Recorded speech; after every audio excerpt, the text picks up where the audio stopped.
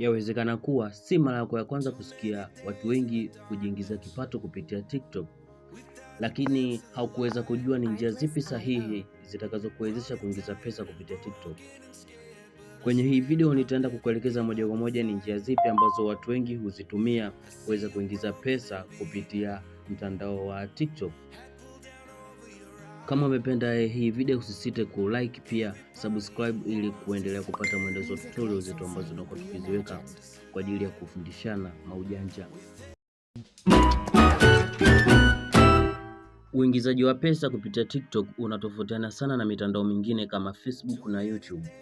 YouTube ili uweze kulipwa basi lazima uwe umefikisha vigezo vya kuwa na subscribers 1000 na masaa ya watu waliotazama zaidi ya 4000.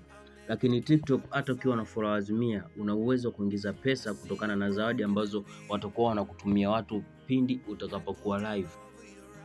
Njia ya kwanza kabisa inaitwa donation.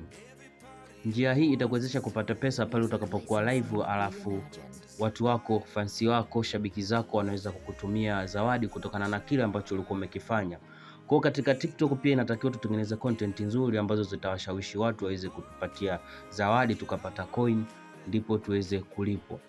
Ukiwa sehemu ya live, mfano kama huyu hapa yupo live, utakapokuwa sehemu ya live kuna sehemu kabisa imeandikwa lose, kuna sehemu nyingine imeandikwa gift.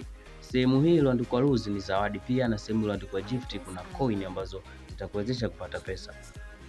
Kama tunavyoona mtu akidonate kwa kugusa coffee, basi utakuwa umeweza kupata coin moja. Akigusa sehemu iliyoandikwa finger heart, basi utaweza kupata coin 5. Na mwingine akigusa sehemu iliyoandikwa GG, basi utaweza kupata coin moja. Lakini pia mwingine akiweza kugusa cape utapata coin 99.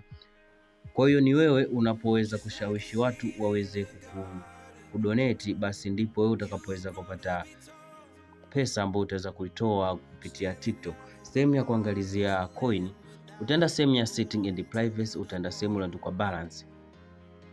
Sehemu hii hapa basi utaweza kununua coin ambazo unaweza kadonate pia kwa watu wengine. Ukigusa sehemu ya recharge, basi sehemu hii hapa bwana utaenda sasa sehemu ya kuweza kununua zile coin. Coin 5 ni sawa na shilingi 170 na coin 70 ni sawa na 2300. Coin 350 ni sawa na shilingi 11,000 za Kitanzania.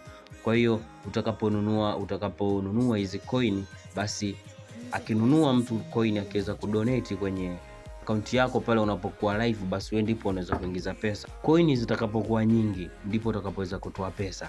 Sehemu hii hapa ndio inaonyesha ukiwa live unakuwa umepata gift ngapi, lakini baada ya hapo ukipata gift kadhaa ndipo utakapoweza kuingiza kipato kupitia TikTok.